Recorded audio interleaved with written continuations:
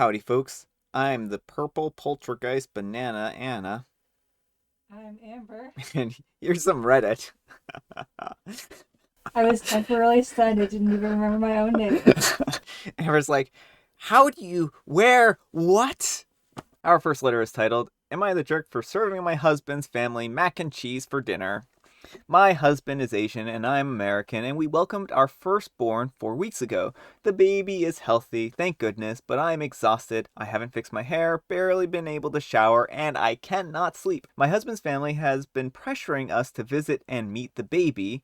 I tried to hold them off as much as possible, but yesterday I was surprised to find them standing on the porch.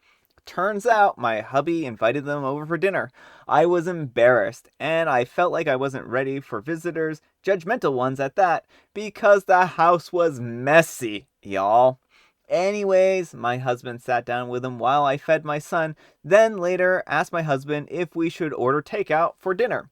He said no, because the parents would find this rude and unwelcoming. He suggested that I go inside the kitchen and prepare something, anything, as long as it is homemade. I said fine, and then I went and made some mac and cheese. The reason I prepared this meal is because of how easy it is. Once I served my family, my husband's mom looked at me and was appalled. I noticed that something was wrong. She asked me if I really found it, quote, appropriate to serve her and the family mac and cheese. I asked her why not, and she went on a rant about how disrespectful this was, and that I clearly have no experience in what's right and wrong when it comes to hosting. I said, excuse me, who said I signed up to host an unexpected visitor from them, and she took it as I didn't want them there. Her husband said that they were just there to finally see the baby that I kept them from seeing for an entire month. That's a whole month of his life that they, quote, missed out on. We had an argument, and they decided to go home. My husband said that deciding to serve the family mac and cheese was more offensive than serving them nothing at all. you, Get in the kitchen and cook. OP, you're in a no-win situation. That's Mm-hmm. what this is called. I told him that I was too exhausted to cook their traditional feasts, that I was forced to learn from his mom.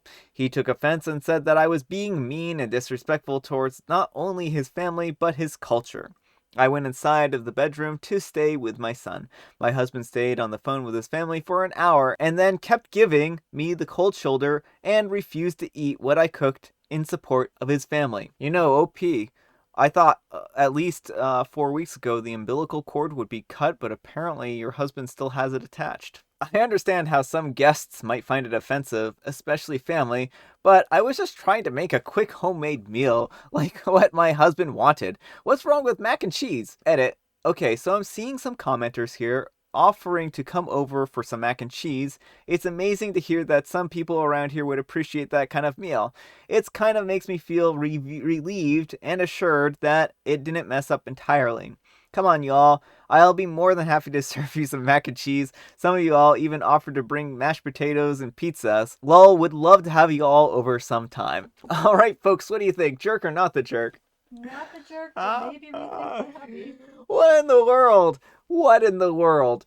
Let's go over to our daughter-in-law's house where she just gave birth, demand that she prepare us a feast, and then get all snooty when we when she doesn't have the time or energy to do that.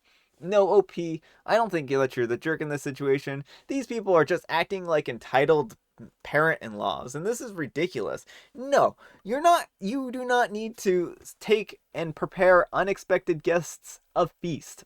That is just completely out of line. And like your husband, he said, "Oh, just go prepare anything." So you went and prepared anything, but then that wasn't good enough, right? It would have just been better to serve them nothing at all at that point in time. OP, you really just are in a no-win situation. These people are acting ridiculous. If they were that concerned about having a meal and wanting to see the baby, maybe, just maybe, they should have brought something over for the meal. Just saying. Help someone out here, right? I don't think you did anything wrong here. I just think you are living with terrible people and terrible in-laws. Anyhow, take care and good luck. This isn't a culture clash. These people are just jerks. There isn't an Asian culture I'm aware of that doesn't practice some form of postpartum confinement where it's expected that a new mother will do nothing other than rest and bond with the baby. If they were so traditional, they would have showed up with food, offering to clean the house, and run a load of laundry while they're at it. Not the jerk, by the way. Edit ad. Thanks for all the awards, y'all. I'm Asian too, and even though I live far from home now, I totally enjoy being able to rest up and bond with my babies in the early days of postpartum. This, I'm Asian, and if anything, it would be my relatives coming over and bringing me food. Not one would expect an exhausted new mother to cook a whole feast. Sure, boundaries don't really exist in Asian families sometimes, but if OP's husband had even the thinnest backbone, he'd stand up to his family for her. And if he wanted to host so bad, why didn't he cook? That's what I want to know. Like, how much effort would it have taken him to cook something? For crying out loud. Not the jerk. Why on earth would your husband not tell you? Also, does he need a map to the kitchen? Also, traditionally, families bring food to the new mom, not the other way around. That's exactly what I'm wondering, right? And Opie says, no idea. Like, I promise I'm not one of these women that would freak out when people come to visit, but to be caught off guard like that, nope, that's the problem I have with him. Him believing that guests aren't just the invite, but anyone who knocks on the door and enters our house. Wow, it sounds like they have a lot of unexpected guests. All right, folks, hang on to your seats. We've got another wild one up today.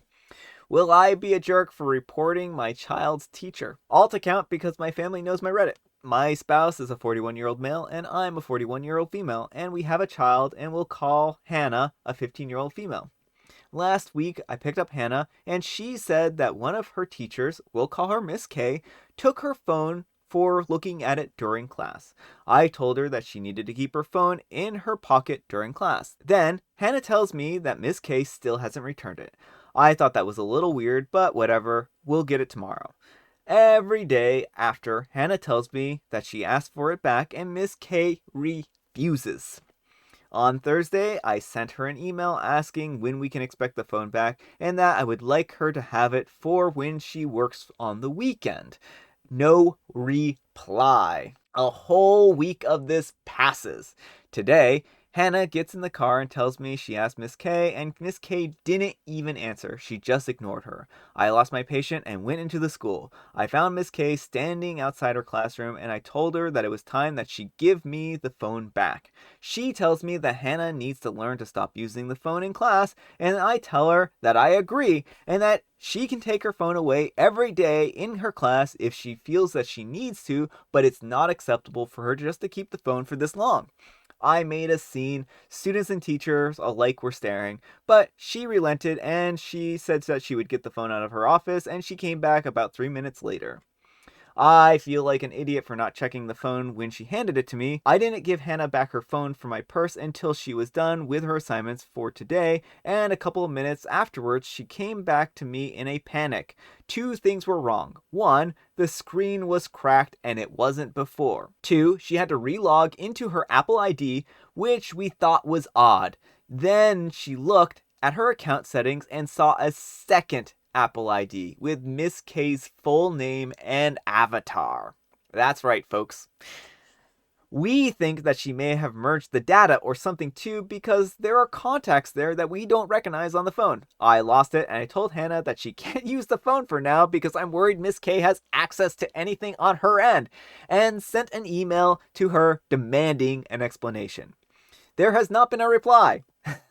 I am not surprised. I'm seriously considering reporting her to an administrator and having her pay for the screen repair, but my husband thinks that will cause her to retaliate on our daughter and that I might have overstepped by confronting her today. He also thinks it's possible that she may have made a mistake and accidentally thought it was her own phone or something. Oh yes, the classic case of I accidentally used this phone that I know wasn't mine and logged into my account with another account in there. And that his IT guy could help with separating the ideas. He thinks that we should let it go for now, that the phone is returned. I agree that he might be right about Miss K retaliating and that I might be overreacting, but I'm having a hard time accepting the state that she returned Hannah's phone and just letting things go. Will I be the jerk for reporting her? All right, folks, what do you think? Jerk or not the jerk? Not the jerk, and the school can prevent her from retaliating. Yeah, I mean, there's reprisals. You're not if as a teacher, if you're caught reprisal for like some administrative thing, there are even more severe consequences for that. So, OP, I wouldn't be too worried about the reprisal aspect here. But this is very concerning that she's logged into your daughter's phone. It's pretty concerning that she's potentially merged your two IDs and has access to your daughter's personal information. Like, there's a lot of things here that throw giant red flags for me.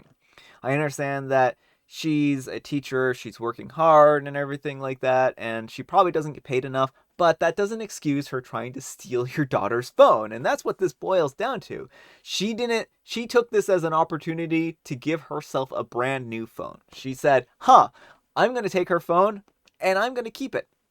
And stealing, as far as I'm aware, last time I checked the law books, which actually I've never checked the law books, by the way, but last time I checked the law books, stealing was still wrong, right? So I think that Miss K here is in over her head, and she hasn't replied to your email. She knows what she did was wrong, otherwise she would have replied and been like, oh my goodness, did I log into your daughter's phone? That was a huge accident. I just mistook it for my phone. Like, even if it had been an email like that, you might have been able to like have some benefit of a doubt here, but by her not replying, this is one of those classic situations of she knew what she did was wrong and she was waiting for the second shoe to drop, or whatever the expression is. Anyhow, that's my thoughts. Take care and good luck. Not the jerk. Report this. The teacher took the phone for over a week, damaged it, and then had the audacity to log themselves in as if they owned it. And then they even refused to hand it to you initially. Report this ASAP. That's the reason why she refused to hand it over to begin with, is because she thought that this was something she was going to get away with and that eventually people would forget about it. So that's why she didn't want to hand over the phone. She knew that what she did was wrong here. After a week, the teacher would have had to charge it as well. This was no accident. Not the jerk, and you need to report her immediately. Teacher refused to give your daughter's phone back because she was using it herself. In fact, I think many places this is actually illegal not to give back a confiscated item at the end of the day. I don't know what your husband is thinking, but there is no way that the teacher accidentally used your daughter's phone. If I picked up a phone, I would immediately know if it was mine. Get the IT guy to immediately help with separating the IDs and ask them exactly what the teacher did on your daughter's phone. Use that as evidence when filing a complaint. Your husband thinking that they should just leave this alone is ridiculous. It will send a message to his daughter that you will let someone abuse your daughter's possessions and do nothing. She won't thank you for it. If a daughter can be moved from that teacher's class, I would. Some said maybe that the teacher swapped phones. Even if she didn't, get more security on your daughter's phone, password, pattern, or fingerprint security, or a combination of the two. All right, folks, it's tea time. Grab your beverages of choice, grab your coffee, tea, golden eagles, your joke books, and those are especially good to drink. All right, folks, we got another joke from our very practical joker, Morgan. Have you heard the one about the roof? I would tell you, but it would go over your head.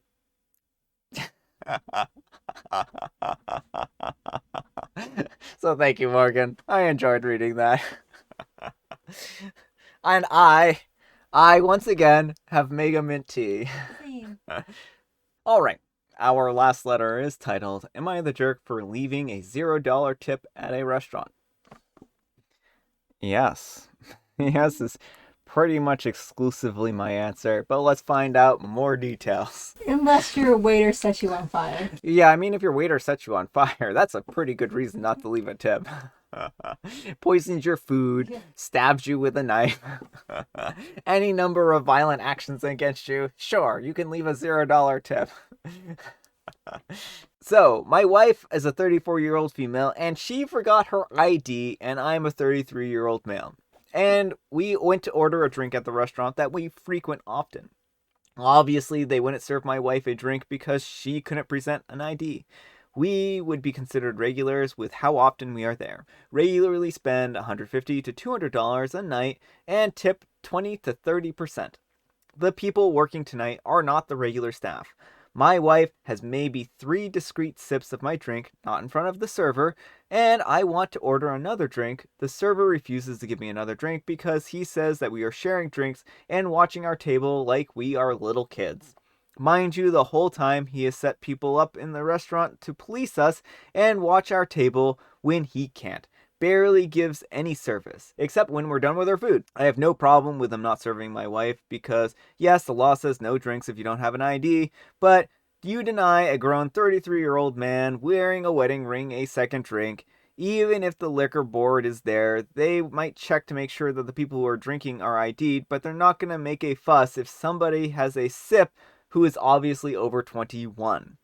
None of your business what happens at our table. You're not flight security. Left a $0 tip. Am I the jerk? All right, folks, what do you think? Jerk or not the jerk? Jerk. So, OP, here's the thing. I think that you're being a little fussy here. I think that you were violating the restaurant's policies, and that's what's important. You already mentioned that these people aren't regulars who are serving you, and you mentioned that you spend $150 to $200, which means that you're probably spending quite a bit of money at this restaurant right now. And I think that it was a pretty poor taste for you to try to skirt the rules of the restaurant by having your wife sip out your drink. The reason why they didn't want your wife to sip out the drinks is because they don't want fines. They don't want to get fined. They don't want to have trouble. And that's why they refused to give you a drink, because you were potentially providing a minor with alcohol. And just because you're wearing a wedding ring doesn't mean that you're there with your wife. I mean, I don't know. I mean, there are instances where people will go on dates with people who are not their spouses and provide them with alcohol. This happens occasionally, I hear. So I would know from experience. I would know from experience. Amber's out there offering people alcoholic drinks, is what she's saying. No, I say you would know from experience. Yeah, that you're doing this. No, that you're doing this. So, yeah, OP, I think that you overreacted here. They were just trying to stop themselves from getting a fine. That's my thoughts. So, anyhow, take care and good luck. You're the jerk. It's your wife's fault, not the server's. Alcohol laws are strict and businesses can lose their licenses over people like you. Then you leave no tip for someone making $3 an hour because your wife forgot her ID. But he had a wedding ring on. He's a big boy. Yes, exactly. My favorite part was, it's none of their business what happens at our table. It's literally their business. Yeah, it's literally their business. You're the jerk. If you forgot your ID, you cannot drink. If your wife forgot her ID, you should have either gone back for it or not ordered drinks. The restaurant could lose its liquor license for serving you without an ID. I wouldn't go back to that restaurant either, by the way. You made a fuss over your mistake and then didn't tip. And if you go back to the restaurant, your food will be 80% spit by volume.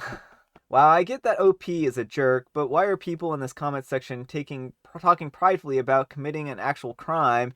And that's particularly egregious in an era of ongoing pandemic in response to no tip. Yeah, I mean, I think it would be very, very rude to spit in people's food. I don't think that's a good way to handle a situation. Just refuse to seat a person in the future, right? No need to cause any kind of fuss. Alright folks, that's all the time we have for today. I hope you enjoyed today's video. If you did, consider giving me a like. And if you didn't, consider giving me a dislike. Thanks so much for watching. Oh, so I think I corrected the times on this. So there is another live stream coming on April 29th. And I will be posting that link probably early and hopefully in like pinning it or something like that. That way you can actually have that on your schedule. But last time I remember there was a problem with daylight savings time, so just make sure to check your time, 6 o'clock p.m. Eastern. That's when I'm doing this. So yeah, I hope to see you all on Friday. Anyhow, take care, and I'll see you all tomorrow.